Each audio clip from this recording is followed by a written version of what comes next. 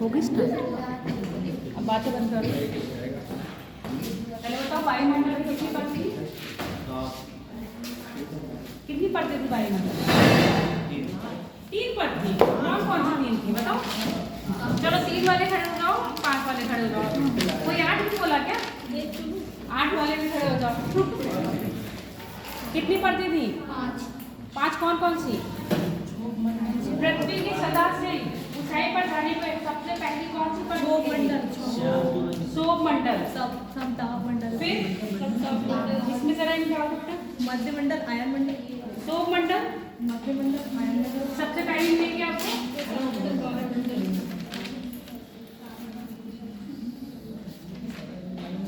शोभ मंडल के बाद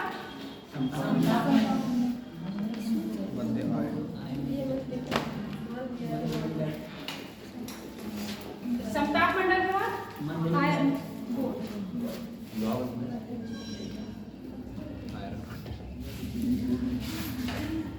मध्य मंडल के बाद इसमें बताओ। यानी मेरे को एक नाम मिल गया। मध्य के बाद आयन,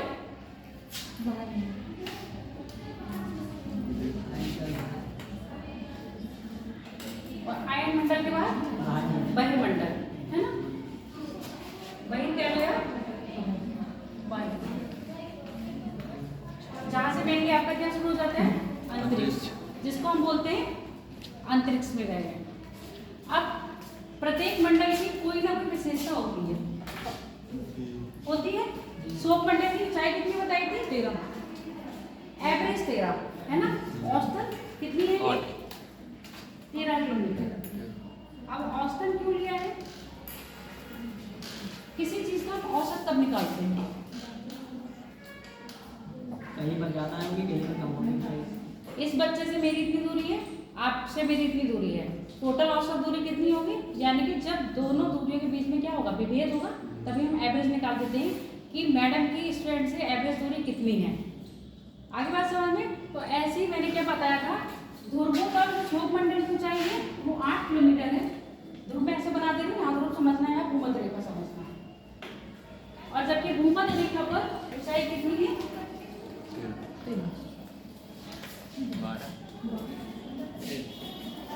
12 किलोमीटर और 8 किलोमीटर लगभग। अगर हम इसका एवरेज निकालते तो कितना आ रहा है?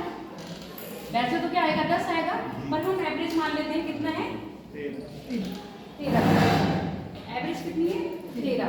यानी कि 8 + 12 20 upon by divided by 2 mean निकालते हैं ना, तब निकलता है। वैसे तुम्हारा 20 आता है। अब यहाँ पर कभी 12 होते हैं, 15 होता है, इसको हम इसको मान लेते हैं 12 से 13। एवरेज क्या है? इसकी ऊंचाई है। पूछा जाता है शोभ मंडल की जो ऊंचाई है वो ध्रुवों पर कितनी रहती है? ध्रुवों पे कम होती है, अधिक होती है। ध्रुवों पे कम होने के कारण हालांकि आपकी डिग्री में इतना पूछा नहीं जाएगा, बस इसकी ऊंचाई याद रखना और इसकी विशेषताएं क्या है ये याद रखना। कारण मैं बता दे रही हूँ, ध्रुवों पे कम क्यों होती है ऊंचाई और भूमध्य रेखा पर अधिक क्यों होती है? क्योंकि वायुमंडल किससे बना है आपका?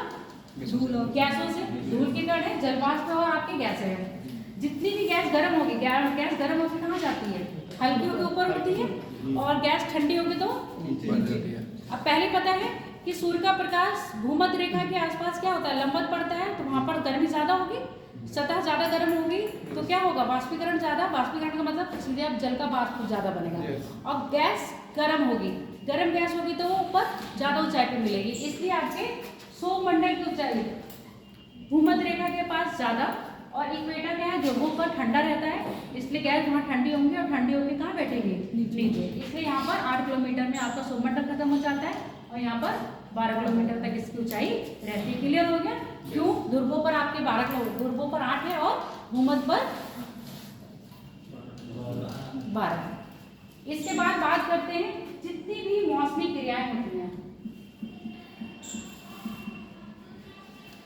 मौसमी क्रियाओं की जगह मौसमी घटनाएं लिखते हैं। कौन सी मौसमी घटनाएं हैं? जितनी भी मौसमी घटनाएं सब कहाँ पर होती है? शोभ मंडल। जैसे जो आप देखते हो, बिजली का कड़कना, बादलों का बनना, आंधी तूफान का आना, बारिश का होना, ये सारे कहाँ पर होगा आपका? शोभ मंडल में। लिख लो, पहले लिखो शोभ मंडल। आए हैं, पिछले क्लास में नहीं आए थे, वो अपने साथियों के साथ कॉपी ले लेंगे और पुराना स्ट्रक्चर बना लेंगे। ठीक है, सौर मंडल लिख लिया। पहले लिखो सौर मंडल की ऊंचाई औसतन 13 किलोमीटर। सौर मंडल की ऊंचाई औसतन 13 किलोमीटर होती है। पृथ्वी की सतह से, ऐसे लिखना, पृथ्वी की सतह से 13 किलोमीटर तक होती है। हाँ, औसतन है ये। पृथ्वी की सतह से औसतन 13 किलोमीटर तक होती है। ध्रुवों पर इसकी ऊंचाई 8 किलोमीटर, ब्रैकेट में लिख लेना कम, तथा विषुवत रेखा पर ध्रुवों पर इसकी ऊंचाई 8 किलोमीटर, ब्रैकेट में लिख लेना कम, और विषुवत रेखा पर 12 किलोमीटर,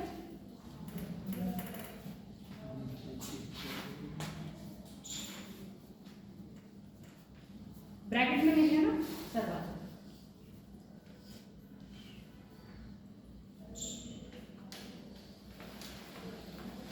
होती है। संपूर्ण मौसमी घटनाएं, संपूर्ण मौसमी घटनाएं जैसे बादलों का बनना, वर्षा का होना, बिजली का कड़कना, तूफान का आना, बादलों का बनना, वर्षा का होना, बिजली का कड़कना, तूफान का आना, पवनों का चलना,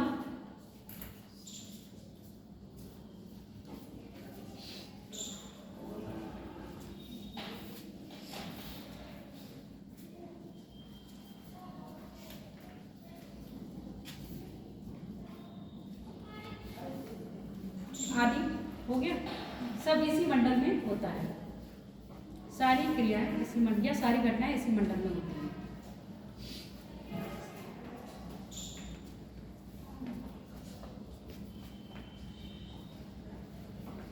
अगला लिख लो समताप मंडल। समताप मंडल,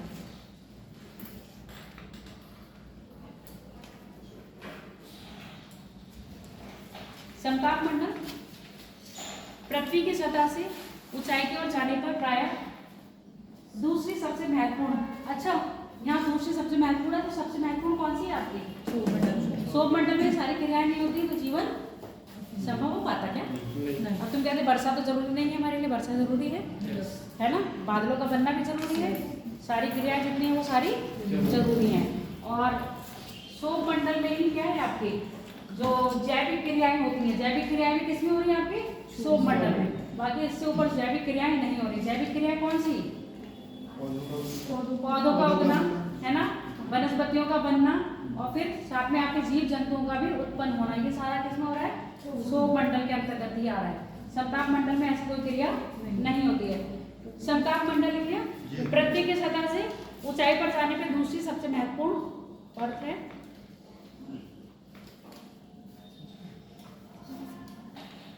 दूसरी सबसे महत्वपूर्ण मंडल, ऐसे लिखो, पद की जगह मंडल लिखो। दूसरा सबसे महत्वपूर्ण मंडल है जो प्रायः मौसमी घटनाओं से विमुक्त है, ऐसे लिखो, जिसमें प्रायः मौसमी घटनाएं नहीं होती। क्या लिखे हो तुम? जिसमें दूसरी सबसे महत्वपूर्ण, दूसरा सबसे महत्वपूर्ण मंडल है जिसमें प्रायः मौसमी घटनाएं नहीं होती। समताप, यहाँ लिखिए, यहाँ पर टेम्परेचर क्या रहता है? समान रहता है। और सौर मंडल में जैसे जैसे ऊंचाई पर जाओगे टेम्परेचर क्या होगा? घटेगा। इसकी प्रमुख घटनाएं किसकी? सौर मंडल की। ऊंचाई पर जाने पर टेम्परेचर कैसे होता है? ह्रास होता है। चाहे तो लिख लो, अगर इसमें लिखना चाहो तो। ऊंचाई इसकी महत्वपूर्ण ये है, जैसे जैसे आप ऊंचाई पर जाते हो टेम्परेचर क्या होता है? कम होता रहता है। ऊंचाई के बढ़ने पर टेम्परेचर घटता है, यहाँ पर टेम्परेचर समान रहता है। समताप, मौसम से संबंधित घटनाएं नहीं होती हैं। अतः प्लेन और जितने भी जेट प्लेन उड़ाने होते हैं उनके लिए आदर्श दशाएं कहाँ मिलती हैं? आपके समताप मंडल में। लिख लो, क्या लिखे हो ये बताओ पहले। घटनाएं नहीं होती हैं, अतः यहाँ पर जेट प्लेन की जगह सीधे सीधे वायुयान लिख लो। जितने वायुयान आएंगे सब इसमें आ जाएंगे। जेट प्लेन हो गया, चाहे आपका एरोप्लेन हो गया, चाहे आपका हेलीकॉप्टर हो गया, है ना, सारे वायुयान इसी में आ जाएंगे। वायुयान उड़ाने के लिए आदर्श दशाएं।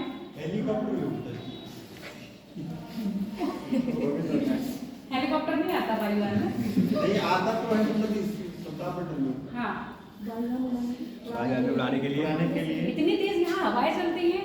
आप जैसे 8-10 किलोमीटर से ऊपर जाओगे, जेट धाराएं चलती हैं। जेट धाराएं तो ऐसी होती है, बहुत उनकी स्पीड ही होती है 120-130 किलोमीटर। अब इतनी तेज हवा में कोई उड़ लेगा? समताप मंडल में किसी तरह की कोई हवा नहीं चलती है, तो आराम से यहाँ पर पंछी, कभी कभी आप देखते हो पंछी बहुत ऊपर होते हैं तो बिल्कुल पर फैलाए होते हैं, ऐसे फुदकते नहीं है, है ना, और उड़ते रहते हैं क्योंकि उनको जरूरत ही नहीं पड़ती फुदकने की, आराम से उड़ जाते हैं। तो जब पंछी बहुत ऊंचे उड़ रहा होगा तो समझ लेना वो समताप मंडल में होता है। जितने भी आपके प्लेन्स हैं, मतलब वायुयान है, वो भी कहाँ उड़ते हैं? समताप मंडल में। लिखियो वायु, तो पंछी जो है वो सौमंडल से होकर जाता होगा। हाँ, सब सौमंडल से जाता है तो वहाँ पर कैसा होता होगा? बारिश के ऊपर। सौमंडल में बहुत फटफटाता है और जब ऊपर चला जाता है पढ़ने को फटाता है, ऐसे होता है। और कैसे उड़ते हैं?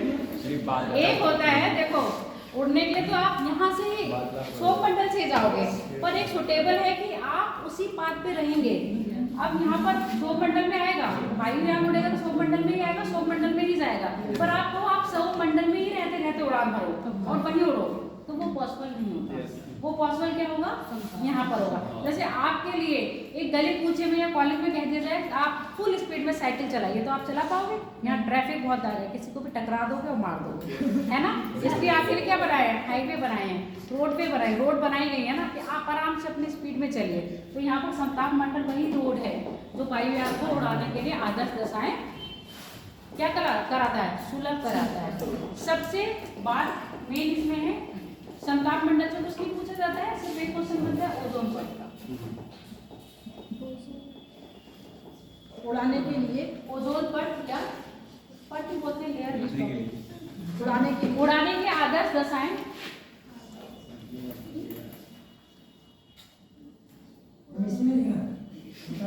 जो रह गया था वो पूछ रहा है उसमें।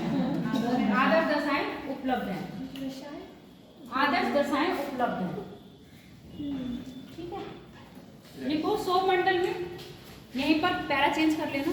सौमंडल में, सॉरी समताप मंडल, समताप मंडल में बहुत ही महत्वपूर्ण कौन सी लेयर है? ओजोन लेयर है, जिसकी ऊंचाई क्या है? लगभग 22 से 25 किलोमीटर ऊंचाई पर क्या मिलता है आपको? समताप मंडल में ओजोन परत मिलती है। इसी 20 से 22 के नीचे ही आपकी क्या है? वायुयान उड़ते हैं, और यही जेट प्लेन से गैस निकलती है, वही ओजोन परत को क्या कर रही है? पॉल्यूटेड यानी कि हानि पहुंचा रही है, क्षरण हो रहा है। तो क्या लिखे हो ये बताओ मुझे अपना। समताप मंडल में महत्वपूर्ण ओजोन परत मिलती है, जिसकी ऊंचाई जो प्राय ऊंचाई ब्रैकेट में लिख लो 22 से 25। ये 22-25 किलोमीटर नीचे 13 से सौमंडल है या समताप मंडल?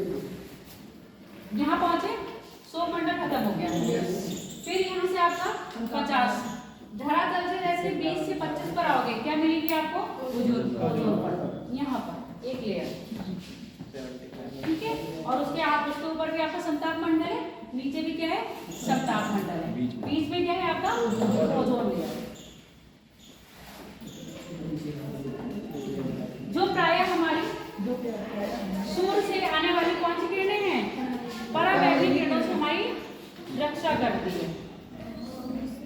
सूर्य से आने वाली परावैक्निक किरणों से हमारी रक्षा करती है। और इनके नाम तुम लोग इंग्लिश में भी याद कर लेना, ठीक है। कभी कभी समताप मंडल ना देके क्या देगा? Stratosphere, stratosphere.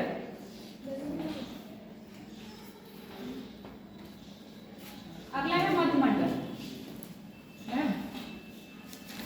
परावैक्निक किरणों में ऐसा क्या होता है जो मनुष्य को हानि पहुंचाता है? पराबैंगनी किरणों में ऐसा क्या होता है तो मनुष्य को हानि पहुंचाता है? यूवी रेज होती है अल्ट्रावायलेट रेज, वो आती है जो आपके स्किन पे पहुंच जाएंगी तो आपको क्या हो जाएगा? चर्म रोग हो जाएगा, छाले दाने निकलाएंगे, छाले दाने जलने लगेंगे स्किन। कई लोगों की स्किन क्या होता है? बहुत सेंसिटिव होती है, जरा सा धूप में जाएंगे तो जल जाएंगे, धब्बे धब्बे दिखने लगेंगे। और ये सोचो यूवी नहीं होगी तो मतलब आपका ओजोन नहीं होगा तो सबको यही दिखेगा। तभी तो कहते हैं वो कौन सी क्रीम आती है? सनस्क्रीन, है ना? अपनी टोन के अकॉर्डिंग लगाएं फेस पर और सूर्य से बचाएं। और जितनी भी सनस्क्रीन होती है सब हानिकारक होती है, बहुत ही केमिकल से बनी हुई होती है, तो कभी भी इनको अपने फेस और स्किन पर मतलब। चलो अगली बात है आपकी मध्यमंडल। लोग प्रमोशन करते हैं, मैं डिमोशन कर रही हूँ। मध्यमंडल सोडा वगैरह इसका भी तो क्या लगा? मध्यमंडल लिखो। मध्यमंडल। अब यहाँ हमने ब्यूटी पार्लर में खोल के रखा है, यहाँ अपना जोमेट्री की क्लास ले रहे हैं, इसीलिए बैन करा है क्योंकि ये जितनी भी क्रीमें बनती हैं, क्रीम्स बन रही हैं कोरल से बनते हैं, है ना? इसमें कैल्शियम कार्बोनेट के वो मिलाए जाते हैं, तो जिससे क्या होता है ब्यूटी प्रोडक्ट जितने बन रहे हैं तो कोरल को हानि पहुँचाता है। और कोरल समुद्र के पारिस्थितिकी तंत्र का सबसे महत्वपूर्ण हिस्सा है, इसलिए गवर्नमेंट इन चीज़ों को बैन लगा। और वैसे भी हानिकारक है और आपका जलीय पर्यावरण को भी क्या कर रहा है? प्रदूषित कर रहा है। ठीक, लिख लिए, लिखो अगला। मध्यमंडल, जिसको मीसोस्फीयर कहते हैं। मीसोस्फीयर इंग्लिश में मीसोस्फीयर कहते हैं। मीसो ए मीसो मैसो क्या कोई वो मैं भी वाला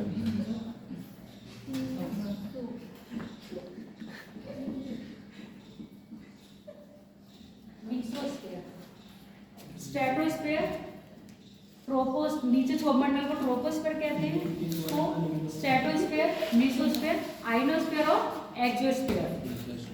इंग्लिश में भी नाम याद कर लेना, हिंदी की जगह आप इंग्लिश में ज़्यादा पूछने लगे हैं। मध्यमंडल पृथ्वी की सतह से ऊंचाई पर जाने पर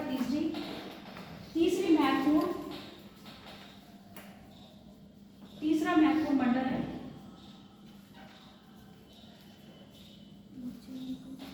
तीसरा महत्वपूर्ण मंडल है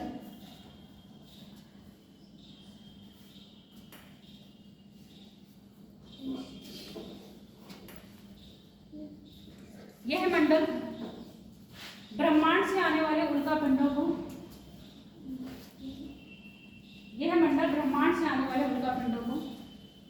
ब्रह्मांड नहीं, अंतरिक्ष को वो अच्छा है, अंतरिक्ष से आने वाले उल्कापिंडों को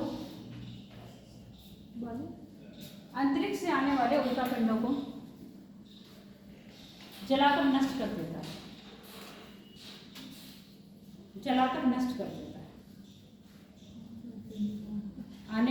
अंतरिक्ष से आने वाले उल्कापिंडों को जलाकर नष्ट कर देता है। उल्कापिंड में जल कैसे जाते हैं? जैसे ही पृथ्वी के वायुमंडल में आते हैं ये उल्कापिंड, घर्षण के कारण इतनी तेज इनमें आग लग जाती है, ये पृथ्वी तक नहीं आता है। बहुत ज्यादा बड़ा पिंड होगा तो वो पृथ्वी तक जलते बच जाता है, तो वो पृथ्वी तक आ पाता है, अदरवाइज नहीं आ पाता। अभी एक आया था उल्कापिंड में वगैरह कुछ नहीं होता है, चट्टान होती है, बस उस चट्टानों में आग लगती है। हाँ बोलो, बोलिए। पत्थर में आग लगता है, गाने सुने होंगे ना, पत्थर में भी आग लगा दूंगा, ऐसे करके जो बनते थे पुराने गाने, तो एक्चुअली पत्थर में आग लगाने के लिए बहुत दम चाहिए। इससे पहले डायनासोरों का नाश था, जब उल्कापिंड गिरा था हाँ। तब पृथ्वी का कहाँ पे गिरा था? हाँ, तभी सारे वो मर गए थे। कहाँ पे गिरा था उल्कापिंड? उल्कापिंड तो वैसे भी गिरते रहते हैं, उस समय कोई नाम नहीं। चलो वेरी गुड, आ गया तो आयन मंडल पर। आयरन नहीं, आयनोस्फीयर, आयन मंडल 640 किलोमीटर, 640 किलोमीटर।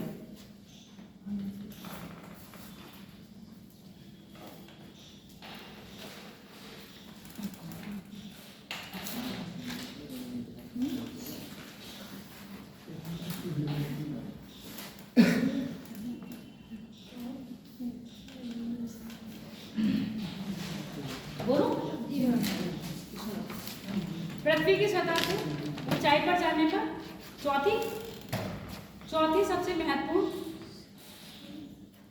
चौथा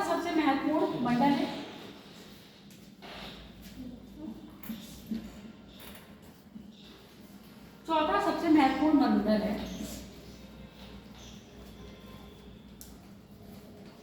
जो प्राय संचार के लिए उपयोगी है, जो प्राय संचार के लिए उपयोगी है। जितने भी ग्रह उपग्रह प्रक्षेपित किए जाते हैं कहाँ जाते हैं वो आयन मंडल में। ग्रह तो नहीं, उपग्रह, कृत्रिम उपग्रह। हमारे सैटेलाइट ना उपयोगी है संचार के लिए। संचार के लिए उपयोगी है। समस्त कृत्रिम उपग्रह, संचार उपग्रह लिख लेना, समस्त कृत्रिम संचार उपग्रह, कृत्रिम संचार उपग्रह, समस्त कृत्रिम संचार उपग्रह इसी मंडल में स्थापित किए जाते हैं।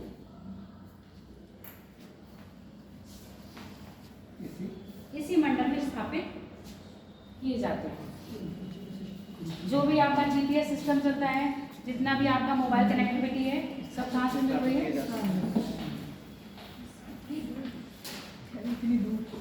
इतनी दूर से स्थापित करे जाते हैं। पृथ्वी से सिग्नल जाता है, यहाँ पर पहुँचता है, यहाँ से फिर आके पृथ्वी पर एक वो बना होता है क्या सेंटर, वहाँ से फिर आपके फ़ोन में आता है। अब देख लो ये इतना प्रोसेस उनमें सेकंड ही लगते हैं। नंबर पट से मिलाया, पट से उधर से उठा लिया, कोई टाइम लगा, बल्ब भी नहीं झपकती है और इतनी जल्दी। एक बेतार वाला पूछा जाता है पर आपके में नहीं आता है वो बेतार वाला क्वेश्चन कि बेतार छत पर कभी कभी देखते होते हैं तार लगा दिया जाता है, उस तार को सीधे जमीन से जोड़ दिया जाता है। बिजली जैसी कड़कती है तो उन तार पर आके सीधे ही कहाँ हो जाती है, जमीन में गिर जाती है। अर्थ, जिसको अर्थिंग कहते हैं, तो बिल्डिंग पर उसका क्या होता है, हानि नहीं पहुँचती। तो बेतार का इस्तेमाल क्यों करा जाता है? बिल्डिंग को बचाने के लिए। किससे? आकाशीय। ये जो मोबाइल में डाटा आता है इसमें पैसा खर्च होता है और क्या नहीं खर्च होता, फिर भी बेटा आजकल कुछ नहीं है ना। इस समय तो मतलब हम लोग रिचार्ज कर रहे हैं, वो तो रिचार्ज कर करके पैसे कमा रहे हैं ना। उस समय उनके रोज खर्च होते हैं उन लोगों के पैसे, या फिर कभी कभार उनमें केबलें पड़ती थी। आप केबल्स वगैरह पड़ती है, मेंटेनेंस के लिए नहीं चाहिए होता है।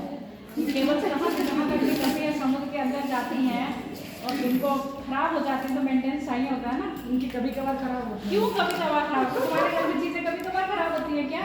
अभी ये चीज टूट गई है, फिर कल पता चल रहा है दूसरी चीज टूट गई है, तो वहां पर एक चीज पड़ जाए। मतलब तुम तो चाहना कि सरकार हमको सब चीज फ्री में दे देती है। मतलब बहिर्मंडल,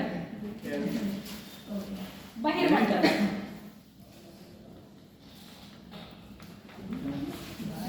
बहिर्मंडल पृथ्वी की सतह से पांचवी सबसे महत्वपूर्ण,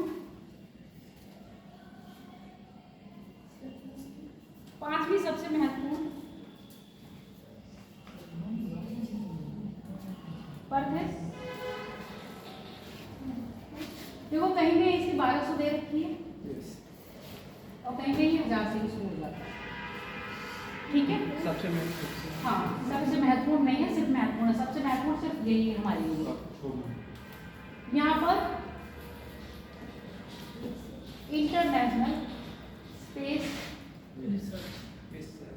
एजेंसी का क्या बना है? सेंटर, जिसको क्या बोलते हैं? Station. ISP international space station यहाँ बहिर्मंडल में स्थापित किया गया है। अंतरिक्ष के अनुसंधान के लिए वैज्ञानिक यहाँ जाते हैं।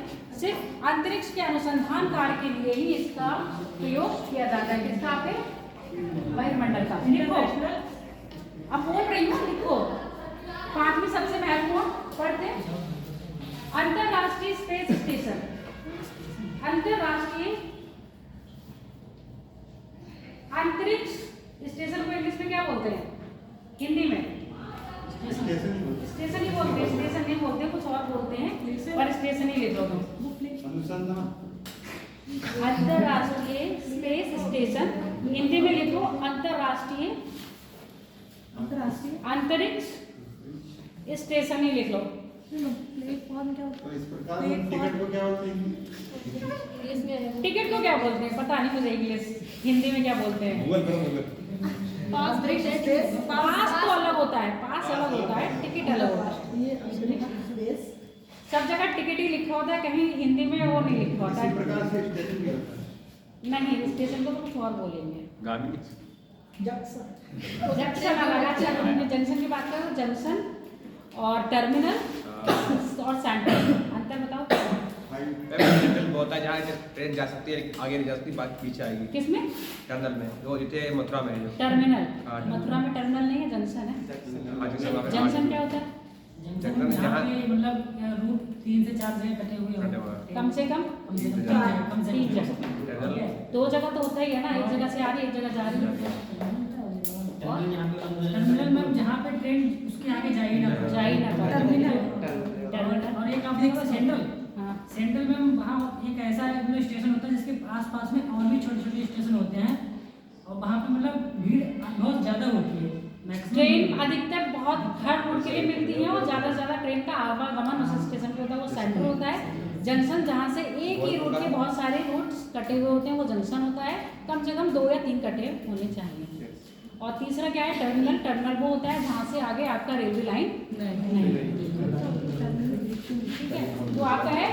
हम बात कर रहे थे इंटरनेशनल स्पेस स्टेशन, अंतर्राष्ट्रीय अंतरिक्ष स्टेशन की, जो कहाँ पर स्थित है? आपके बहिर्मंडल में। इसका इस्तेमाल क्या हो रहा है? सिर्फ अंतरिक्ष के अनुसंधान कार्य के लिए यहाँ पर उपयोग किया जाता है। क्लियर?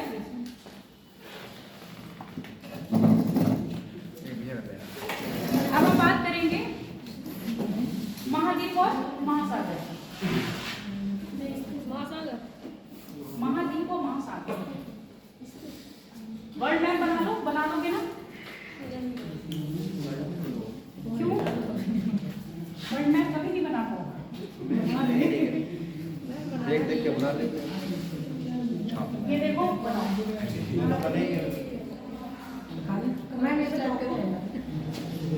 चौकोर नहीं बनाना है आपको, कॉन्टिनेंट बनाने हैं।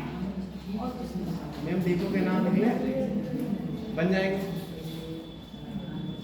ईद चुनाव नहीं आते हैं, एक आपका टास्क है जो आपको करना ही है। जितने भी देश हैं सबकी राजधानियां याद करनी है।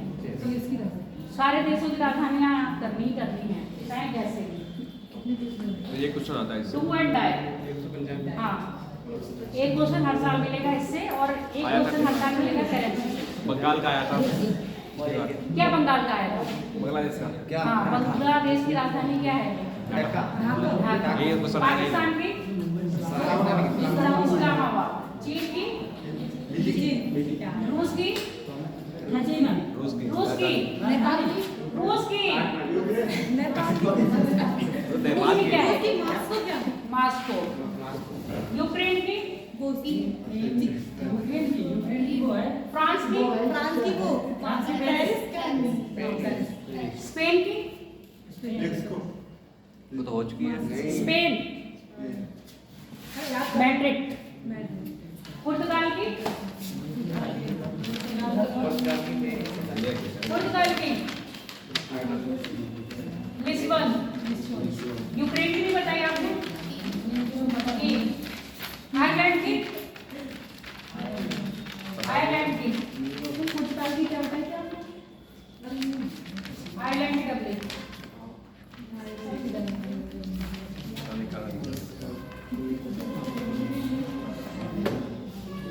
जो का वेट होती है ना, अमेरिका।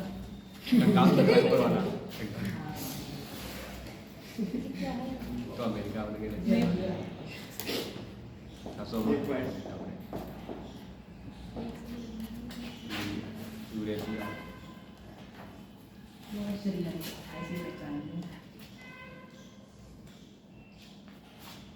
चल रही बनाओ।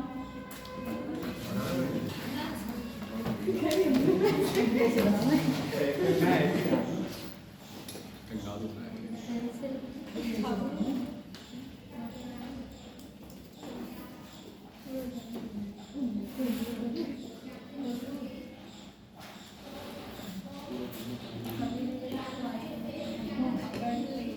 ये पूछ भी रही है।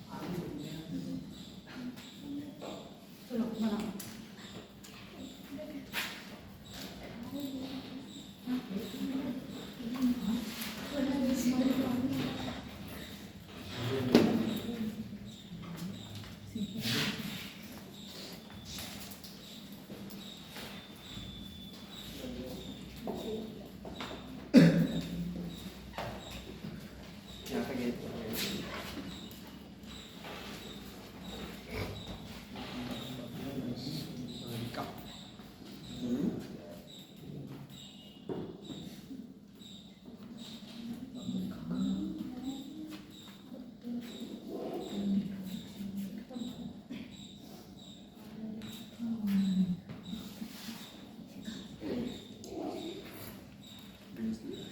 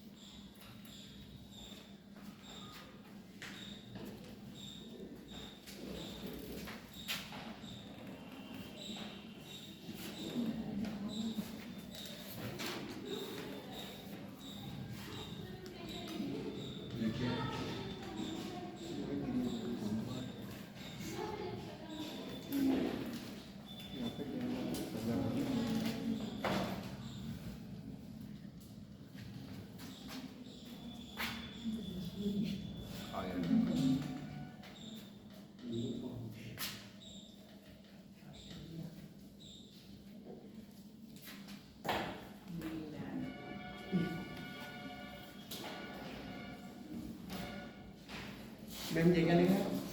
आया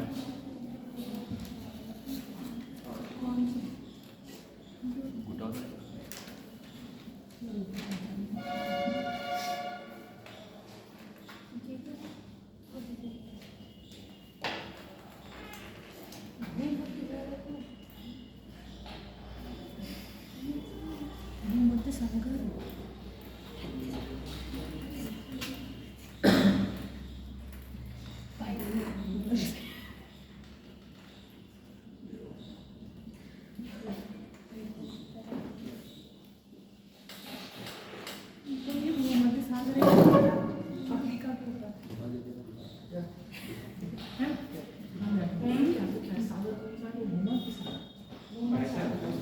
भूमध्य सागर है ना वो। हाँ भूमध्य सागर क्यों लिखा हुआ दिख नहीं रहा? और लिखा है मैम। अरे वो नहीं लगाया ना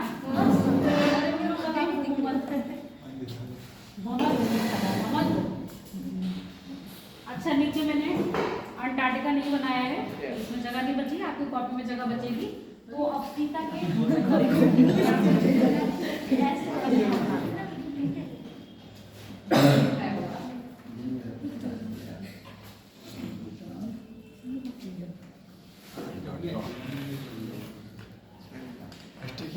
ऊपर है आर्कटिक सागर, नीचे अंटार्कटिका।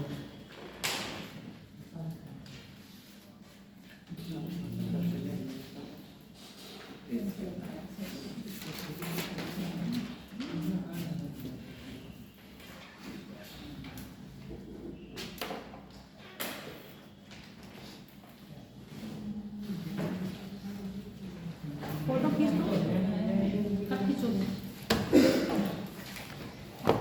और ये लटकना क्यों? क्लास में आए हो ना, तो क्लास के अटेंडेंस तो लगवाते नहीं है क्या लोग? तो फिर क्यों बोल रहे हो?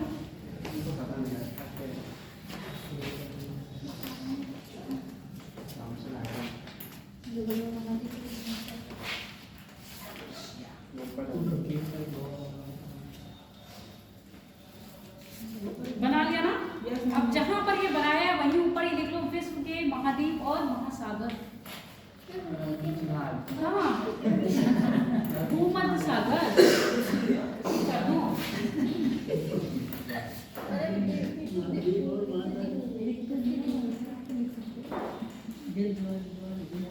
क्या? यहाँ पर है लाल सागर,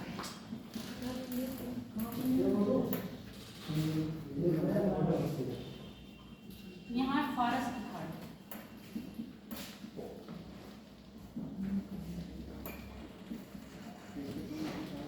यहाँ है अरब सागर, मैम देखिए तो यहाँ है बंगाल की खाड़ी। हम सब हम भी सब लिखा वो तो लिखना ही पड़ेगा। कॉपी इतनी स्पेस रखो, छोटा छोटा लिखो। यहाँ पर है दक्षिणी चीन सागर, यहाँ पर है फिलीपींस सागर, यहाँ पर है जापान सागर,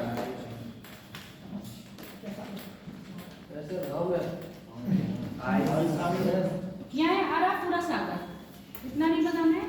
यहाँ है तस्मानिया सागर है, इतने पढ़ने नहीं है, जो पढ़ने हैं वही बताएंगे। भूमध्य सागर के पास यहाँ पर एक काला सागर और काला सागर के यहाँ पर एक अरल सागर। काला पानी से जाओ। लिख लिया, खींच लिया फोटो? कब खींचा दिखाया ही नहीं तुमने, पता भी नहीं चला कब खींच दी। पीछे की शक्ल भी आनी होती है उसमें। अभी जाओ फिर। आप उधर होकर करके आइए। हाँ, टीचर्स की शक्ल भी आनी होती है। ली शक्ल मेरी? हाँ। दिखाओ फिर। कौन सा है मैम ये सागर? अरल? अरल सागर, काला सागर।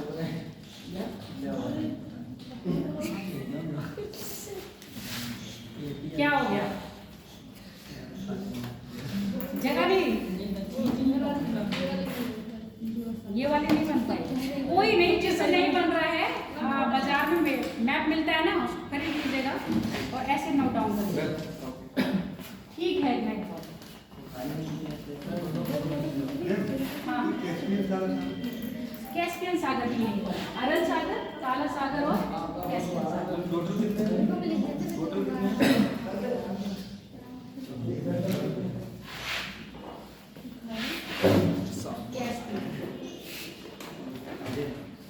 अरल सागर, कैस्पियन सागर, काला सागर, भूमध्य सागर, अटलांटिक।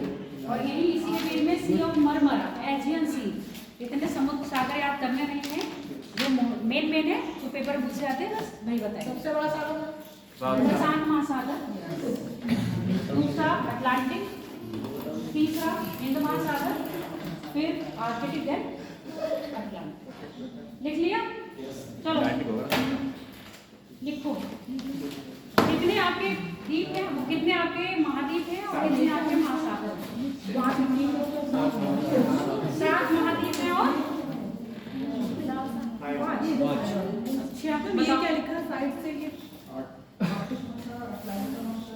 ये फिलीपींस सागर, ये फिलीपींस बनाया। और ये ऊपर वाला? दक्षिण चीन सागर, उसके बाद जापान सागर। इतना पढ़ना नहीं है, यहाँ खाली में बैठ पढ़ना। बताओ, एक है अमेरिका कॉन्टिनेंट, सबसे क्षेत्रफल की दृष्टि से सबसे बड़ा कॉन्टिनेंट है आपका एशिया। दूसरा है आपका अफ्रीका। तीसरा है आपका, चौथा उसके बाद अंटार्कटिका, देन 5वां मैम ये कितने हो गए? 1 2 3 4 5 ये हो गया, छठा ये हो गया और 7वां हो गया। ठीक है, तो आप इसमें यहाँ पर जगह नहीं है, आप अपने उसमें बना लीजिएगा। मैम ये यूरेशिया कैसे बनती है? क्या हो गया? यूरेशिया। यूरेशिया, यूरोप और एशिया को मिला के यूरेशिया। बीच वाला पोर्शन नहीं, यूरोप और एशिया को दोनों को ही मिला के यूरेशिया बोला जाता है। लिख लिए? महासागर लिख लिए। सबसे बड़ा सागर प्रशांत महासागर, दूसरा आपका अटलांटिक, तीसरा है आपका हिंद, चौथा है आपका आर्कटिक, 5वां आपका अटलांटिक, ओ सॉरी अंटार्कटिका।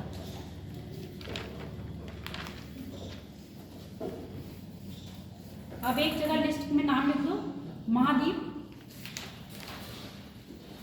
जो नाम बोल रही हूँ क्षेत्रफल की दृष्टि से बढ़ते हुए क्रम से बोल रही हूँ, ठीक है? सबसे पहले एशिया महाद्वीप लिख लो।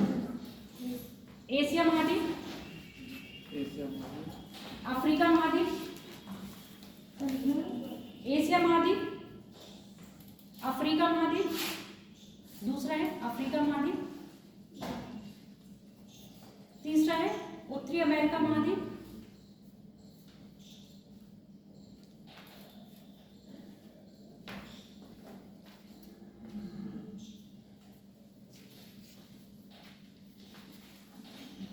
दक्षिण अमेरिका,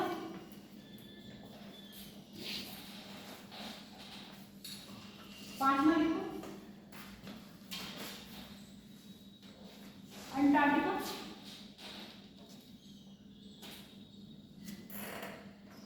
पांचवा अंटार्कटिका,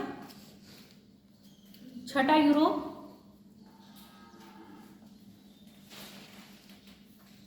सातवां ऑस्ट्रेलिया,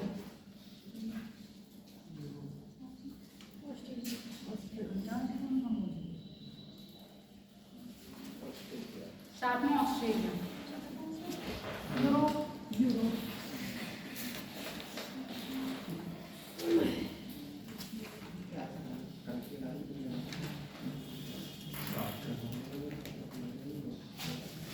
एक ऐसा महाद्वीप जो महाद्वीप भी और एक देश भी है। देश भी है। ठीक है, लिख लो इसी में, इसी के आगे एक मात्र ऐसा महाद्वीप जो देश के साथ साथ, जो महाद्वीप के साथ साथ देश भी है। एक मात्र ऐसा महाद्वीप जो महाद्वीप के साथ साथ देश भी है।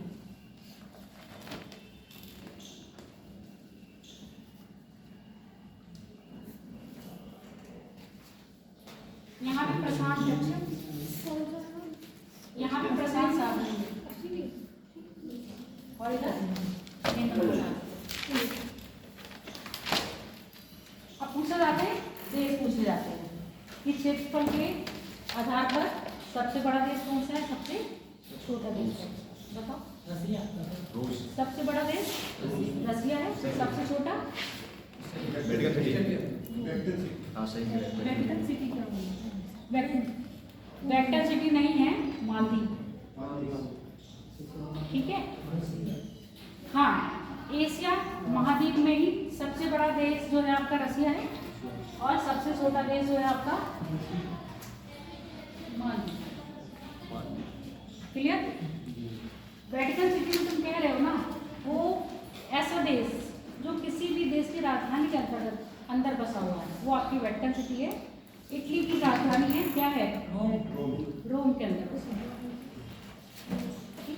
कैपिटल याद कर लोगे। मालदीव की राजधानी क्या है? मालदीव की राजधानी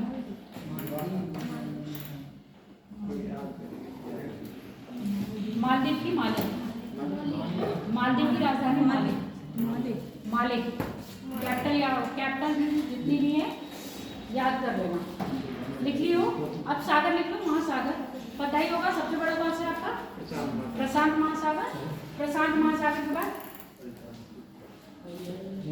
प्रशांत महासागर, प्रशांत महासागर के बाद अटलांटिक, अटलांटिक के बाद तीसरा हिंद महासागर, हिंद महासागर के बाद आर्कटिक महासागर, आर्कटिक,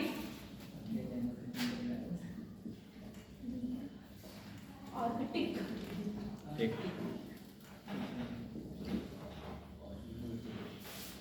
आर्कटिक महासागर।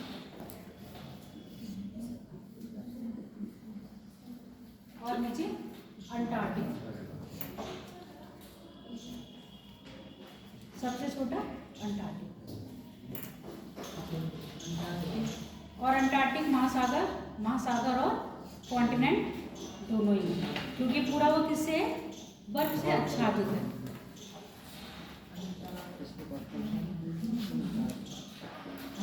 अब पूछी जाती है संधियां। संधियों से पहले हम आएंगे, आज मैं आपको पढ़ाऊंगी संधि, क्योंकि सागर भी दे रखी है, ये बनाया हुआ है, बार बार बनाना नहीं चाहती हूँ।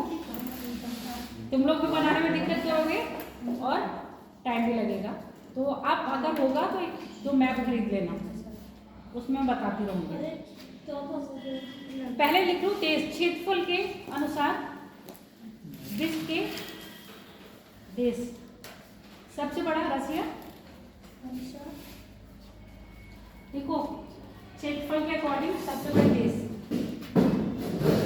सबसे बड़ा रसिया है। दूसरा है आपका कनाडा। कनाडा की कैपिटल क्या है? टोरंटो। टोरंटो है, ओटावा है? कौन सा? ओटावा है। रसिया। पहला रसिया, दूसरा कनाडा, कहीं भी तीसरा चीन दे रखे होते हैं, कहीं भी तीसरा आपका अमेरिका दे रखा होता है। अमेरिका अपने आप को चीन से ज्यादा मानता है। पहला आपका रसिया, दूसरा कनाडा, तीसरा अमेरिका, तीसरा आपका चीन, तीसरा हो गया, चौथा चीन। चीन के बाद ब्राजील, ब्राजील के बाद ऑस्ट्रेलिया, छठा, सातवां भारत। Brazil, Australia, Bharat.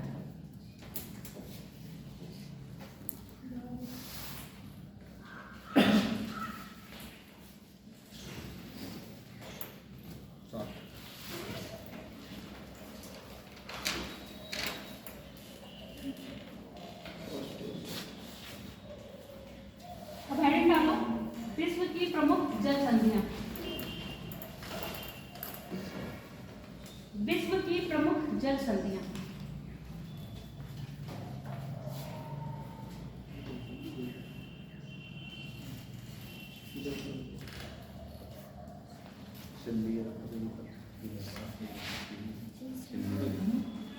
प्रमुख जल संधि बेरिंग जल संधि।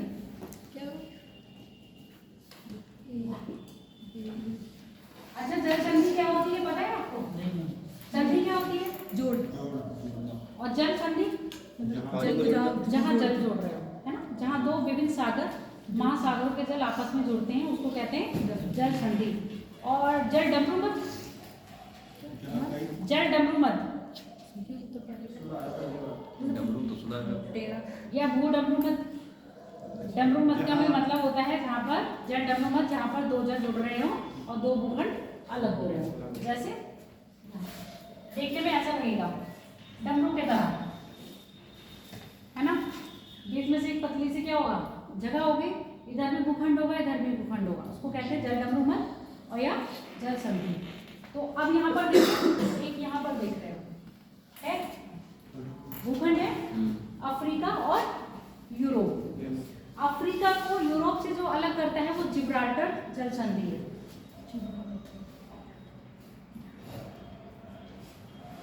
जिब्राल्टर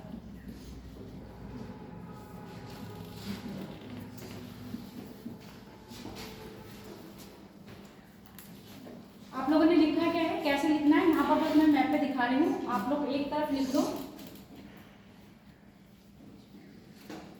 जल संधि और दूसरी तरफ लिख लो देश, और एक लिखो सागर महा। बस ऐसे टेबल वाइज बना लो। मैप पे मैं दिखाती जाऊंगी कौन सी जल संधि कहाँ पर है। आपसे कभी ये नहीं पूछा जाता है, बस मैचिंग करने के लिए आएगा कि कौन सी जल संधि कौन से देशों को अलग कर रही है, कौन से सागरों को मिला रही है। तो आपको उनको नाम याद रखने हैं। जल संधि ऐसे बना लो, एक तरफ जल संधि लिखो, देश लिखो और सागर और महासागर लिखो। पहली जल संधि लिखो बेरिंग,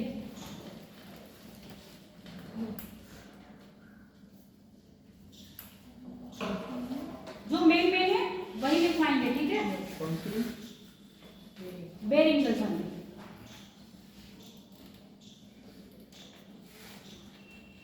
वैसे तो बेरिंग जल संधि चुस्की सागर और बेरिंग सागर को क्या करती है, जोड़ती है, एशिया को नॉर्थ अमेरिका से अलग करती है। क्लियर हो गई बात कि नहीं?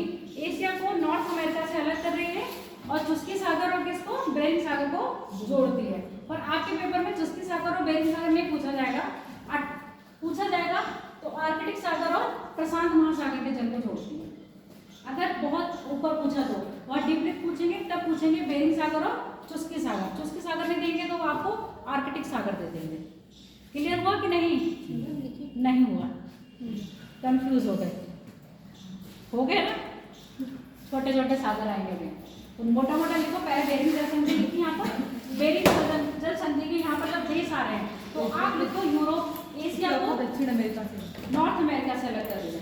ये देखो, ये रशिया वाला पार्ट है, बेरिंग जल संधि यहाँ पर है, ये रशिया वाला पार्ट दिख रहा है आपको, और ये आपका अलास्का नॉर्थ अमेरिका वाला पार्ट जो ये बनाया गया है, ठीक। इनको अलग कर रही है आपकी यहाँ पर जो जल संधि है, जो डेट का बनाया ना, वहीं पर तिथि रेखा के पास ही आपकी है बेरिंग जल संधि, बेरिंग सागर और अटलांटिक सागर। यहाँ पर ये चुस्की सागर, उसको अलग कर, बेरिंग सागर और आर्कटिक सागर, बेरिंग सागर और आर्कटिक सागर, ब्रैकेट में लिख लो चुस्की सागर।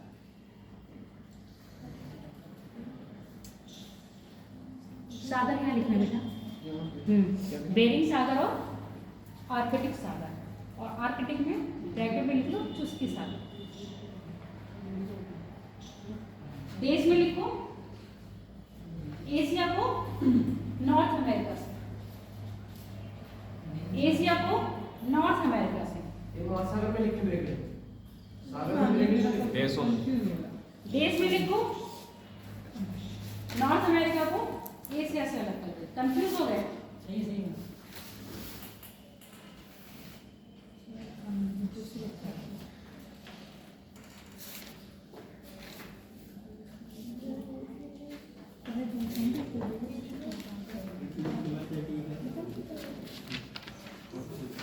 अगली लिखो जिब्राल्टर, जिब्राल्टर जल संधि, जल संधि में नाम लिखो जिब्राल्टर।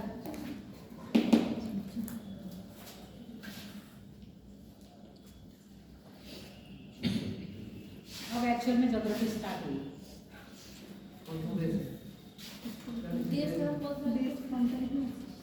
देश, तुम लोगों से देश नहीं पूछा जाएगा। अगर देश पूछोगे बताएं तो ये स्पेन को मोरक्को से अलग करती है, पर आपके में देश नहीं पूछा जाएगा। सिर्फ पूछा जाएगा अफ्रीका को यूरोप से अलग करती है। हाँ, जहाँ देश आ रहा है ना वही लिखो, अफ्रीका को यूरोप से अलग करती है। और कौन कौन से सागर मिल रहे हैं? भूमध्य सागर और अटलांटिक महासागर, भूमध्य सागर और अटलांटिक महासागर।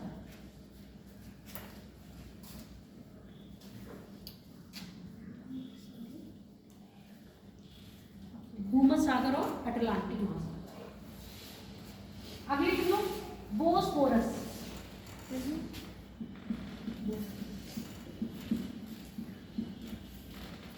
बोस्फोरस।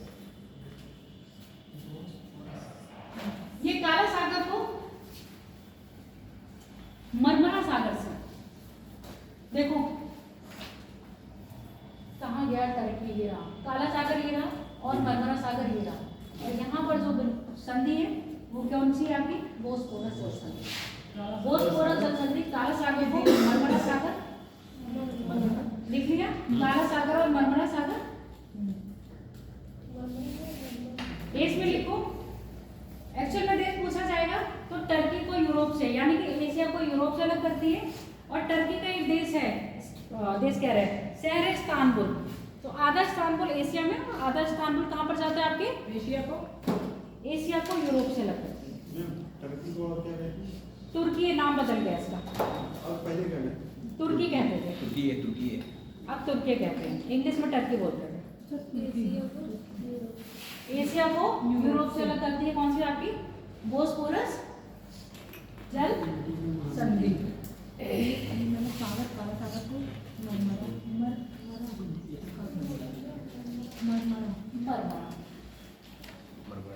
मलक्का,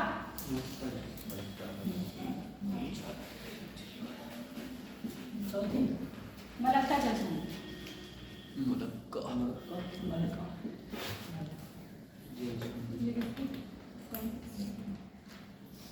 यहाँ पर ऐसे ये इंडोनेशिया है और ये आपका मलेशिया है। इंडोनेशिया और मलेशिया के बीच में पड़ती है आपकी मलक्का स्टेट, यानी कि मलक्का जल संधि। इंडोनेशिया और मलेशिया के बीच में है आपकी मलक्का जल संधि। मोटा मोटा सागर की बात करें तो हिंद महासागर को प्रशांत महासागर से जोड़ती है। इंडोनेशिया को किससे लगता है? इंडोनेशिया को मलेशिया से। हिंद महासागर को प्रशांत महासागर से जोड़ती है, अगर मोटे मोटे की बात कर रहे हैं।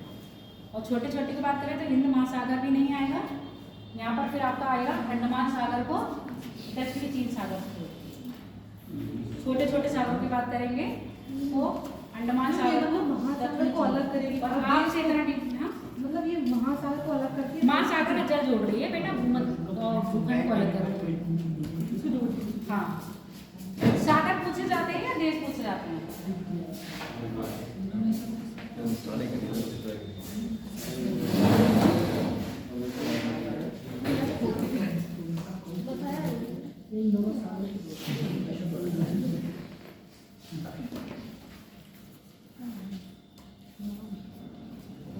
अगला लिखो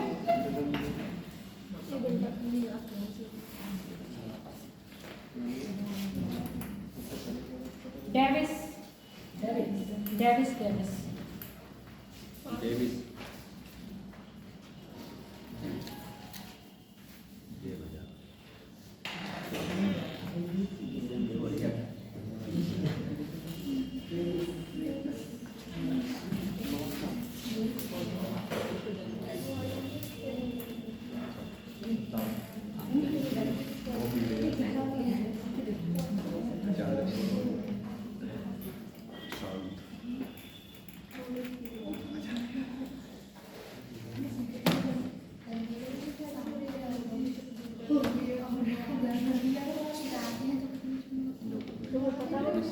लैब्राडोर सागर को बेरिंग सागर, लैब्राडोर सागर को बेरिंग, यहाँ पर बेरिंग सागर। लैब्राडोर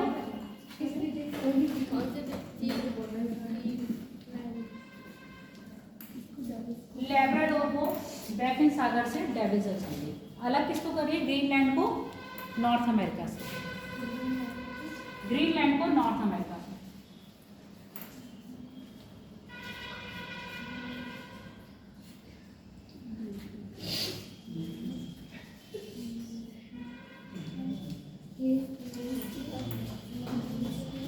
इसके बाद देख लो पनामा, पनामा हाँ पनामा नहर, पनामा पनामा नहर ये मानव निर्मित है। ग्रीनलैंड देश है पर इस पर डेनमार्क आ गया।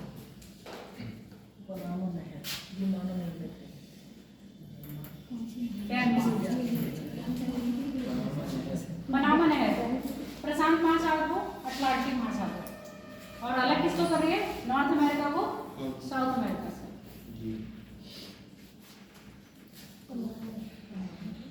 प्रशांत महासागर प्रशांत महासागर और प्रशांत महासागर को अटलांटिक महासागर से जोड़ती है, अलग कर रही है दक्षिण अमेरिका को उत्तरी अमेरिका से। इसके बाद आप लिख लो सुएज नहर, प्रशांत महासागर को सुएज नहर,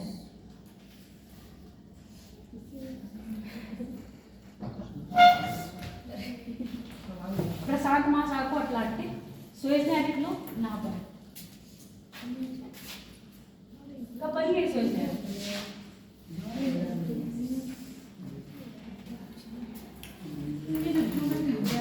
ये मतलब कौन से महासागर को जोड़ रही है? जो डेविस हाँ लैब्राडोर को बैफिन से,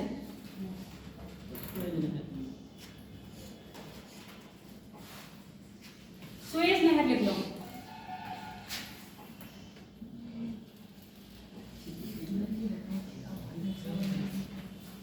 सुएज नहर। लाल सागर को भूमध्य सागर से, सबसे ज्यादा पेपर में पूछने वाला क्वेश्चन। लाल सागर को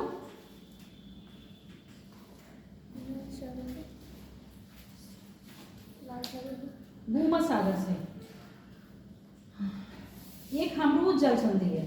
मैम ये देश कौन से देश बेटा? अलग क्यों कर रही है? अलग देखो किसको कहते हैं? अफ्रीका को, एशिया से।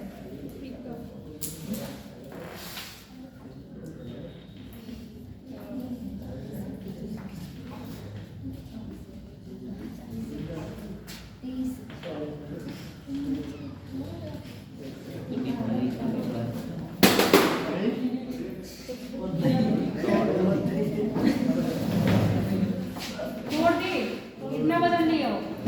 हमरूज 56 किलो है मैम, पता नहीं है। 56 किलो का वजन से तुम कैसे तोड़ते हो?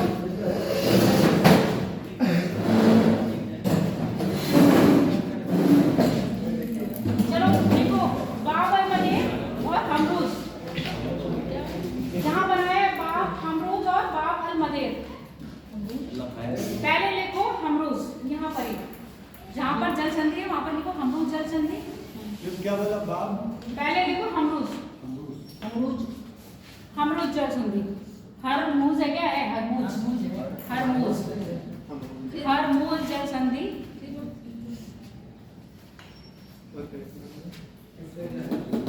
किसको? फारस की खाड़ी से जोड़ती है, किसको? अरब सागर से। और अरब सागर ने दिया होगा तो यहाँ पर एक देश है क्या, ओमान। ओमान की खाड़ी को फारस की खाड़ी से जोड़ती है, खाड़ी को हरमुज। हम देश नहीं क्या भारत की खाड़ी को तुम ऐसे लिखो, देखो जहाँ पर आके जलसंधि है ना, वहाँ पर एक तरफ लिखो फारस की खाड़ी, दूसरा लिखो अरब सागर, और अरब सागर के ब्रैकेट में लिख लो कौन सा बताया था, ओमान की खाड़ी। समझ में आ गया कि नहीं? नहीं आया। कितना कंफ्यूज हो तुम लोग। खाड़ी, ठीक है, यहाँ प्लस का चिन्ह लगाओ क्योंकि दो सागरों को मैच कर रही है। दूसरा मैंने बोला है अरब सागर महासागर में लिखे सागर। सबमिट हो गया फिर हाँ, सागर महासागर में लिखना है, पर मैं यहाँ लिख रही हूँ 5 जगह नहीं है। क्लियर? यहाँ पर अरब सागर लिख दिया। अगर अरब सागर नहीं दिया जाएगा तो कौन सा दिया जाएगा, ओमान की। बस ये था। वैसे तो अरब सागर ही देंगे आपको, अरब सागर को फारस की खाड़ी से बोलो। और अलग किसको कर रही है, किसको अलग कर रही है, अरब प्रायद्वीप को एशिया भूखंड से। कौन सी वाली? हरमुज। अगला आप लिखो बाब अल मदेर। बाब अल मुदेर है, मुदेर। मैम जो हरमुज थी वो फारस की खाड़ी को अरब सागर से मिला रही थी, तो हमने अब क्या लिखा है? जो और बोला अभी क्या होता है, बाबल बाब अल मुदेर।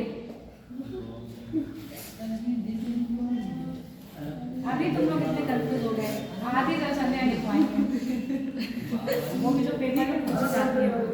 बाब अल मुदेर। बाब अल मुदेर लाल सागर को अरब सागर से, लाल सागर, सागर में लिखो लाल सागर और अरब सागर, जल संधि में लिखो बाब अल मुदेर। अब हम बात कर रहे हैं देशों में। अफ्रीका को एशिया से अलग करते हैं, अफ्रीका को एशिया से अलग करते हैं। पता चल गया? ये इसलिए बता रहे हैं, एशिया का पता होना चाहिए, एशिया में कौन कौन से देश आते हैं। हो गए क्लियर? चलो ये जनसंख्या हो गई। और लिखो, कितनी बहुत है? बस करो। बहुत है, बस करें। चलो एक और लिख लो तो पूछी जाती है, इंग्लिश चाइनल। यहाँ पर है क्या ma'am? English channel. English channel, English channel. English इसको शायद डेविल भी कहते हैं। English devil, English channel. English channel ही लिखो, डेविल मत लिखो। इंग्लिश चाइनल अलग कर रहा है इंग्लैंड को फ्रांस से, पूछा जाता है बस कहीं। इंग्लैंड को फ्रांस से अलग करता है। और इंग्लिश चैनल को, इंग्लिश सागर को उत्तरी यानी कि बाल्टिक सागर है ना, बाल्टिक सागर को इंग्लिश सागर से जोड़ता है। बाल्टिक सागर को इंग्लिश सागर से जोड़ता है कौन? English channel. अलग कर रहा है इंग्लैंड को फ्रांस से, इंग्लैंड को फ्रांस से अलग कर रहा है। अब एक और कंफ्यूजिंग वाला टॉपिक, जल संध्या हो गई, जलधाराएं।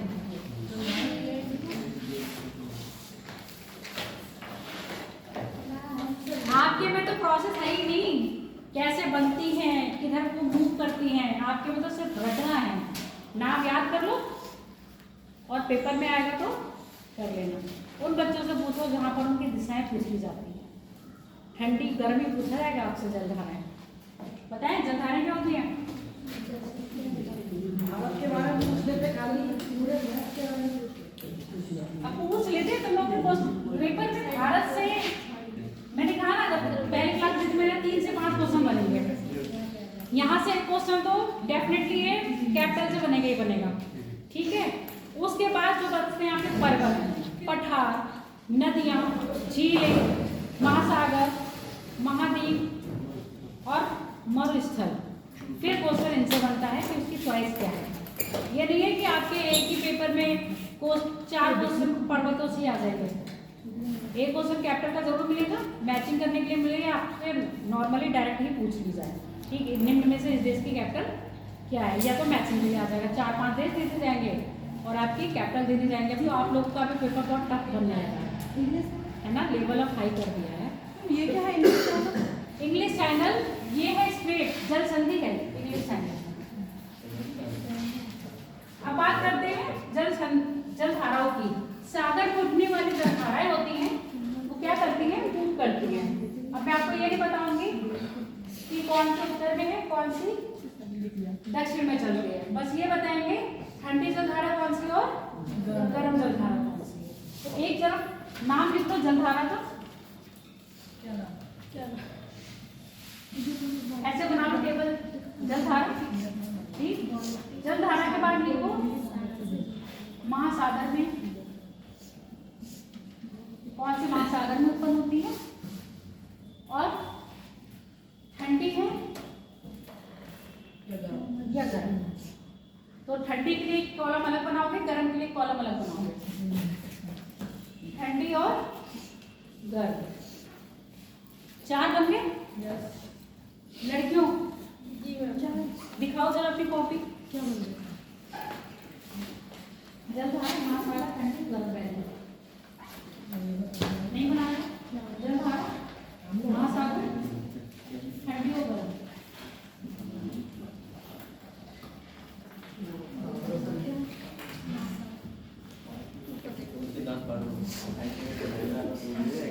सबसे पहली अबुलहास की जलधारा, अबुलहास की जलधारा,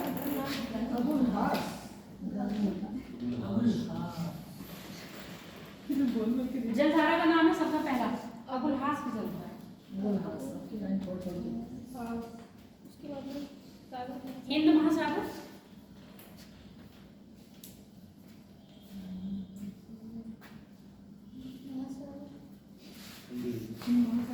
हिंद महासागर में, और गर्म जलधारा है। गर्म है, गर्म, वेरी गुड, टिक लगा दिया मैंने। अबुलहास, गर्म जलधारा और हिंद महासागर। उसके बाद है मैम, ये जो महासागर लिखा गया है इसमें क्या हो रहा है, इसका अबुलहास जलधारा का हिंद महासागर यहाँ पर उत्पन्न होती है हिंद महासागर। हाँ, कैसे उत्पन्न होती है ये बताओ। देखो जलधारा कुछ नहीं होती है, जैसे आप नदी होते हो, सागर में भी ऐसे नदियों की तरह पानी इकट्ठा होकर एक ही तरफ चलता है, उसको हम सागर की जलधारा कह देते हैं। और ये जलधारा उत्पन्न होती है सागर के जल में विभिन्नता के कारण, या टेम्परेचर कहीं ज्यादा कहीं गर्म होगा। जहाँ का पानी गर्म होता है वो पानी हल्का होकर ऊपर उठता है, जहाँ पानी ठंडा होता है वो पानी भारी होकर नीचे बैठता है। तो पानी की असमानता के कारण गर्म पानी ठंडे पानी की ओर बहता है, और यही असमानता को दूर करने के लिए ठंडा पानी गर्म पानी की ओर नीचे से आता है। जहाँ पानी में जल घनत्व, पानी में घनत्व कहीं लवणता अधिक होती है, कहीं लवणता कम होती है। जहाँ सागर का पानी अधिक लवणीय होगा वहाँ का जल भारी होकर नीचे बैठ जाता है, कम लवणीय पानी उसकी तरफ बह के आता है। इस सागरीय जल की असमानता को दूर करने के लिए आपस में जब एक धारा में बहुत स्पीड में, बहुत जैसे नदी फ्लो करती है इस तरह से फ्लो करते हुए बहते हैं। और ये जब फ्लो करते हैं तो आपके कहाँ से, विषुवत से ध्रुवों की ओर आते हैं। जब विषुवत से ध्रुवों की ओर जल आता है तो गर्म होता है, जब ध्रुवों से विषुवत की ओर जाता है तो वो ठंडा होता है। तो इन्हीं प्रवृत्ति के आधार पर ये ठंडी जलधारा और गर्म जलधारा कही जाती है। अभी जो अबुलहास की जलधारा बोले हैं हम, यहाँ से उत्पन्न होती है, विषुवत से उत्पन्न होकर यहाँ पर पहुँचती है। एक यहाँ पर होती है और एक यहाँ होती है। तो ये जलधारा कहलाती है अबुलहास की जलधारा, अबुलहास की जलधारा। यहाँ तक आते हैं ठंडी हो जाती है? नहीं, ठंडी यहाँ पर होती है जब यहाँ पश्चिमी विक्षोभ से मिलती है, टर्न होती है, फिर जब ये यहाँ टर्न होकर इधर आती है तो ये ऑस्ट्रेलिया की पश्चिमी जलधारा बन जाती है, जो कि ठंडी जलधारा है। लिखो पश्चिमी ऑस्ट्रेलिया की जलधारा, जलधारा में ही लिखो पश्चिमी ऑस्ट्रेलिया की जलधारा, पूरा नाम इसका यही है, पश्चिमी ऑस्ट्रेलिया की जलधारा।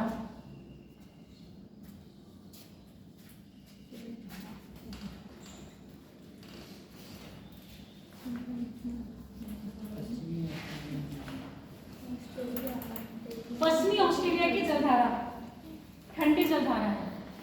कहां पर आ रही है आपके, हिंद महासागर में उत्पन्न होती है। अगले लिखो मोजाम्बिक की जलधारा, ये महासागर हिंद में, हाँ, और ये गर्म ठंडी, ये ठंडी है, पश्चिमी ऑस्ट्रेलिया की ठंडी है। शॉर्टली लिख लो, मोजैम्बिक की जलधारा, मोजैम्बिक,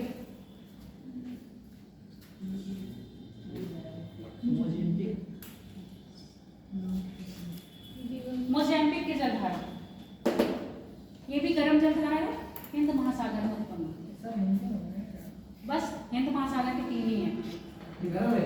अभी याद करोगे तो बहुत जलधारा है, 25 से 30 ये है। गर्म है। ये गर्म जलधारा है।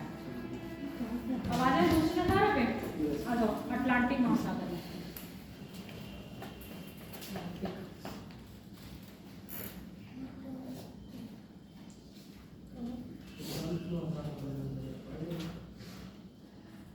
गल्फ स्ट्रीम, क्या? Gulf stream, gulf stream.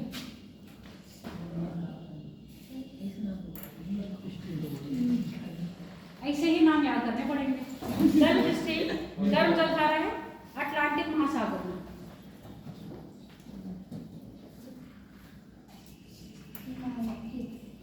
Atlantic महासागर में। ब्राजील की जलधारा गर्म जलधारा है अटलांटिक महासागर में। ब्राजील,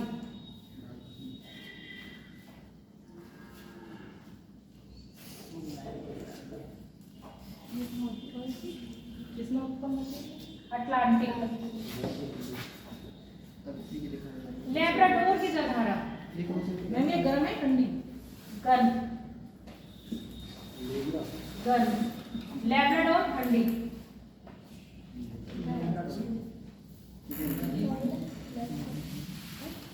लेब्राडोर की जलधारा ठंडी जलधारा अटलांटिक। जो टेबल लिखवा रही है यही टेबल आपको याद करनी है। लेब्राडोर की जलधारा ठंडी जलधारा, किनारी की जलधारा ठंडी जलधारा, किनारी।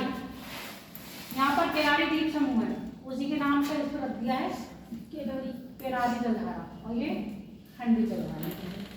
किनारी किसमें उत्पन्न होती है? अटलांटिक, जितनी भी बता रहे हैं अटलांटिक की बता रहे हैं। होगी ठंडी। लेब्राडोर की जलधारा ठंडी जलधारा हो गई। फॉकलैंड की जलधारा, फॉकलैंड, यहाँ पर एक द्वीप समूह है फॉकलैंड, उसी के नाम पर रखी है फॉकलैंड की जलधारा। फॉकलैंड की जलधारा ठंडी जलधारा।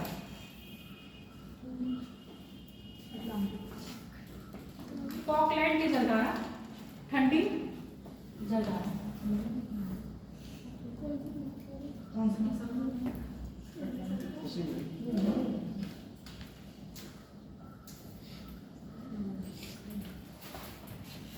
अब लिखो पेरू की जलधारा।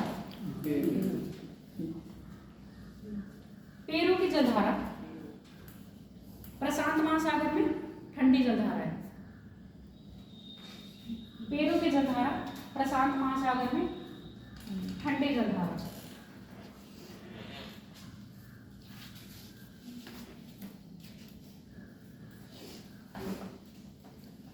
कैलिफोर्निया की जलधारा ठंडी जलधारा।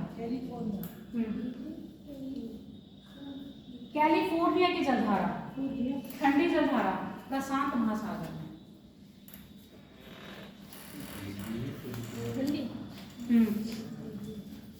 अलास्का की जलधारा गर्म जलधारा। अलास्का की जलधारा गर्म जलधारा प्रशांत महासागर में।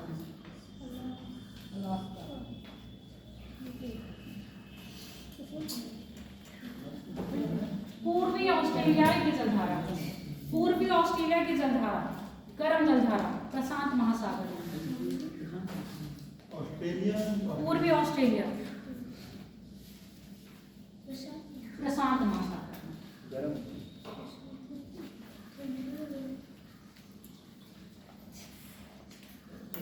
गर्म जलधारा। सुसीमा की जलधारा, सुसीमा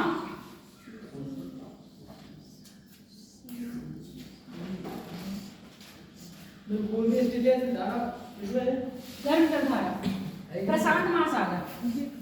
सुसीमा की जलधारा गर्म जलधारा प्रशांत महासागर।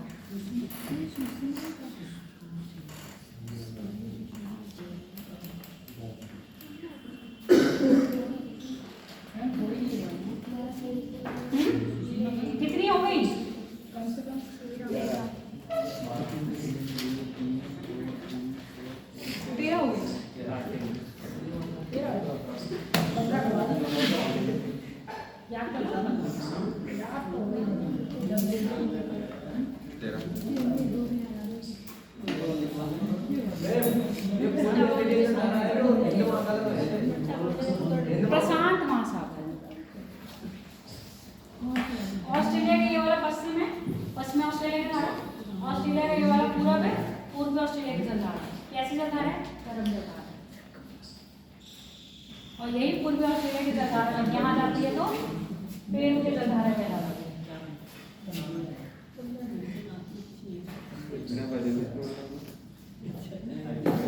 चलो अभी इतनी रखो, बाकी स्पेस छोड़ देना। यहाँ की जलधारा मुझे याद नहीं आ रही, अजीब सा नाम है, वर्कोस्टा की जलधारा है एक, और इसलिए मैं लिखवा नहीं रही हूँ, कंफ्यूजन वाला नाम है। सुसीमा हो गया, सुसीमा हो गया ना, जो है गर्म है और एक ठंडी है। बस एक यहाँ से आ रही है कोस्टा की है साइड, और एक यहाँ से जा रही है। याद रखना यांसी प्यांसी के ऐसे कोई चाइनीज नाम है। हाँ, मेरे दिमाग से क्लिक हो गया, तो दो स्पेस छोड़ देना, 2-3 के लिए, वो भी प्रशांत महासागर के कलिपात। इतना हो गया। अब बात करते हैं पर्वत श्रृंखलाओं की, विश्व की प्रमुख पर्वत श्रृंखलाएं। जलधाराओं में नाम स्पेस छोड़ देना 3-4 के लिए, अच्छा नहीं फिर कहो मैडम हम छोड़े नहीं हैं। विश्व की प्रमुख पर्वत श्रेणियां, अभी हम पर्वत श्रेणियों की बात कर रहे हैं। हाँ अरे भैया अपना पर्वत उठा लो, तुम सोते नहीं हो क्या रात में? मुझसे किसको नींद आ रही थी, आज किसको नींद आ रही है? क्यों रात में सोते नहीं हो क्या? कितने बजे उठते हो सुबह? 5 बजे। और सोते कितने बजे? 11 बजे। तो नींद तो हो जानी चाहिए, नॉर्मल 7 से 8 घंटे की नींद होती है, नॉर्मल नहीं है। चलो यहाँ पर एक पर्वत श्रृंखला है रॉकीज। चार्ट बना लो तो सबसे पहले जाएगा, मैप में दिखा जाएगा, ठीक है? आप लोग टेबल बना लो, एक तरफ लिखो पर्वत श्रृंखला,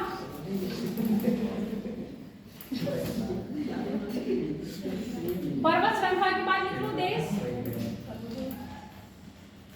और देश के बाद सर्वोच्च चोटी।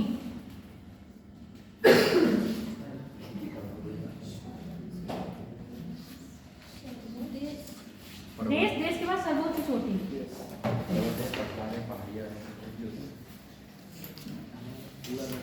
क्या बोल रहे हो? पर्वत पठार होती है, पहाड़ियाँ होती है। हाँ तो ये पूछा नहीं जाएगा ना, तुम लोग की डेफिनेशन में नहीं है, तुम लोगों को सिर्फ रटना है, समझना नहीं है। ज्योग्राफी तुम लोग को समझनी नहीं है, तुम लोग को ज्योग्राफी सिर्फ रटनी है। समझने के लिए तुम्हें 1 किलोमीटर के ऊपर तो पहाड़, जलधारा पर समझाती, जब बनती कैसे, उत्पन्न कैसे होती है, किधर मूव करती हैं, कब कौन सी जलधारा इनसे आके मिलती है, और जब ये जलधारा यहाँ पर आके मिलती है तो उसका नाम कैसे बदलता है, गर्म जलधारा ठंडी जलधारा मिलती है तो क्या होता है, उसका मौसम में क्या परिवर्तन पड़ता है, जलवायु पे क्या परिवर्तन पड़ता है, पर्यावरण पे क्या परिवर्तन पड़ता है, जलीय परिस्थिति पर क्या परिवर्तन पड़ता है, ठीक है? और कैसे जलधाराएं आपके टेम्परेचर को अप और डाउन करती हैं। ये चीजें तो आपको पढ़नी ही नहीं है, पढ़ना है सिर्फ जलधारा। लिख लिया? पहले लिखो रॉकीज पर्वत श्रृंखला, रॉकीज रॉकीज।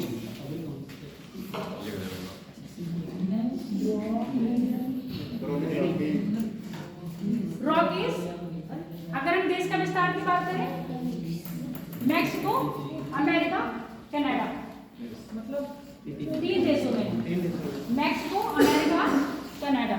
देश लिखेंगे? हाँ देश में लिखो, और कॉन्टिनेंट लिखना चाहो तो सीधे सीधे कॉन्टिनेंट लिख लो, नॉर्थ अमेरिका महाद्वीप में,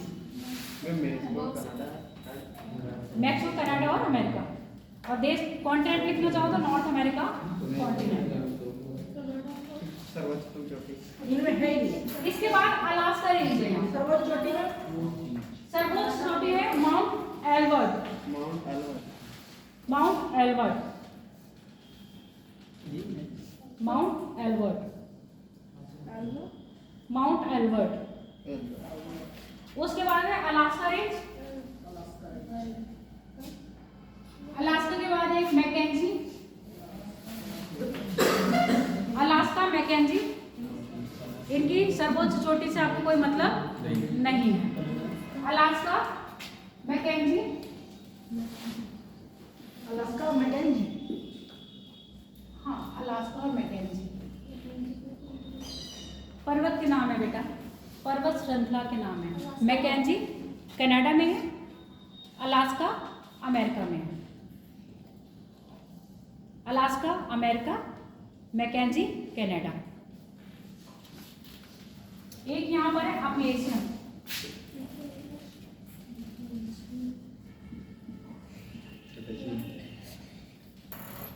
अपलेशियन, ये कहाँ की? Appalachian America. क्यों दांत दिखा रहे हो? याद तो करना है ना तुम लोगों को। कौन सी मैम? और इसकी सबसे ऊंची चोटी है माउंट मिचेल। क्या की? क्लास कौन सी? पेजी क्या? माउंट मिचेल, हाँ माउंट मिचेल। क्या हो गया सब? गड़बड़ हो गया? क्या गड़बड़ हो गया बताओ? अलास्का देश, अलास्का देश भी है और अलास्का की पर्वत श्रेणी भी है। समझ में आ गया? और ये अलास्का यूएसए में आता है, इसलिए हमने उसको यूएसए का देश नाम दे दिया, क्योंकि अलास्का क्या है? एक प्रांत है किसका? यूएसए का। हाँ आप बोलो। इसकी सर्वोच्च चोटी में इसके सर्वोच्च चोटी से आपको कोई मतलब नहीं है, तो इसलिए नहीं लिखवा रही। जो पेपर में पूछा जाएगा वही लिखवाएंगे। अब यहाँ पर पूछा नहीं जाता है इसलिए नहीं बताऊंगी। वैसे पूछो तो सियारा मार्दे ओरिएंटल, सियारा मार्दे ओपन, तो आपके पेपर में पूछा नहीं जाएगा, इसलिए तुम्हें कोई जरूरत नहीं है। अगला लिखो एंडीज, एंडीज,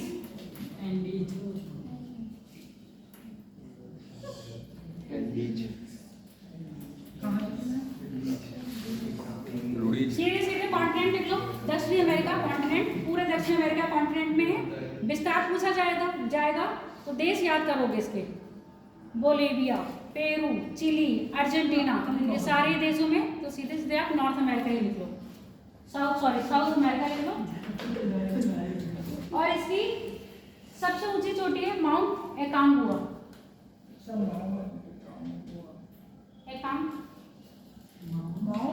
माउंट एकांगुआ।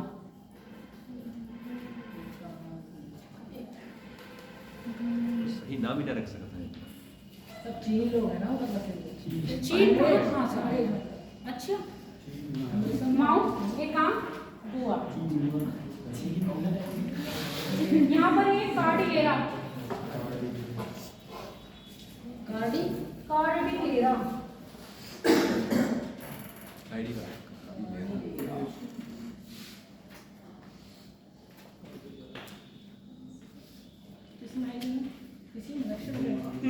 वेनेजुएला में कार्डिलेरा।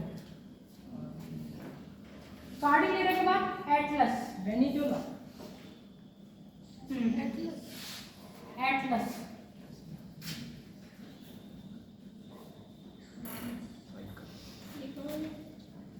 एटलस।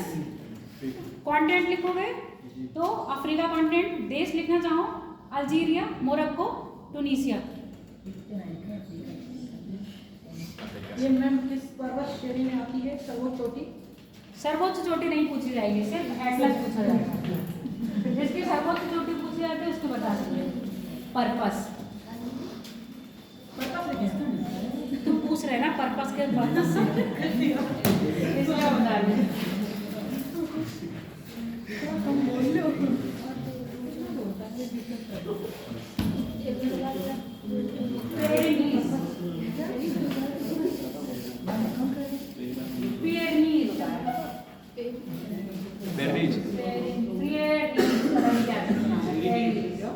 पेरिज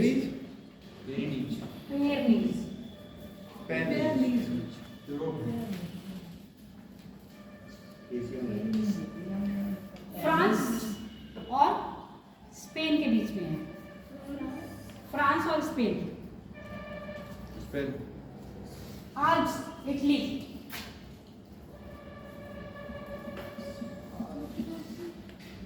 आज इटली, आल्प्स इटली, आल्प्स वो लिखा हुआ है, तो भारत में नहीं है क्या? कहाँ लिखा है? तो Alps Italy Ural,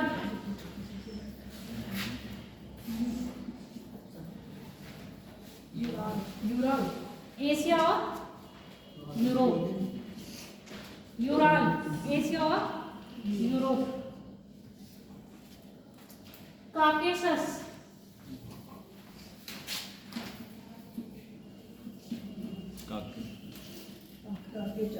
Caucasus Asia Europe,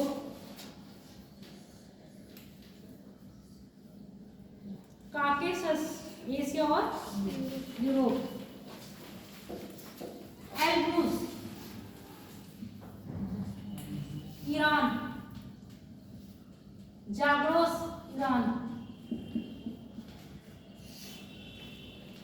Elbrus Iran, Zagros Iran, चोटी छोटी नहीं है ये पर्वत है, छोटी दूसरी होती है पर वो तो बड़ी बड़ी पर्वत श्रृंखला और इसी में पर्वत भी बता दिए, ठीक है। तो विश्व के प्रमुख पर्वत श्रृंखला स्लैश करके लिख लो पर्वत। किलिमंजारो, फिर मैं अगले दिन करवाऊंगी। Kilimanjaro Kenya, Kenya Tanzania, Kilimanjaro Tanzania. डेक्कन स्वर्ड,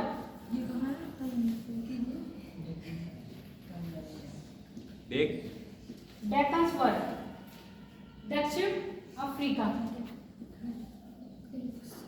डेक्कन स्वर्ड दक्षिण अफ्रीका।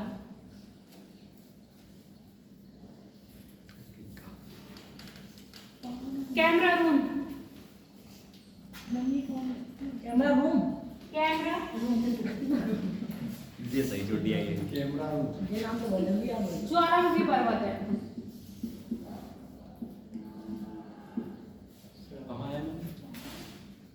Cameroon Africa. चलो बाकी का करेंगे कल और इसके आगे लिखे ना ज्वालामुखी पर्वत, एकांत हुआ ज्वालामुखी पर्वत। चिंपा राजो के लिख लो यहीं पर ही, चिंपा राजो ज्वालामुखी पर्वत, कौन सा चिंपा राजो ज्वालामुखी। शेष पर्वत कल, उसके साथ पठार, पठार के साथ आपके मैदान। चिंपा राजो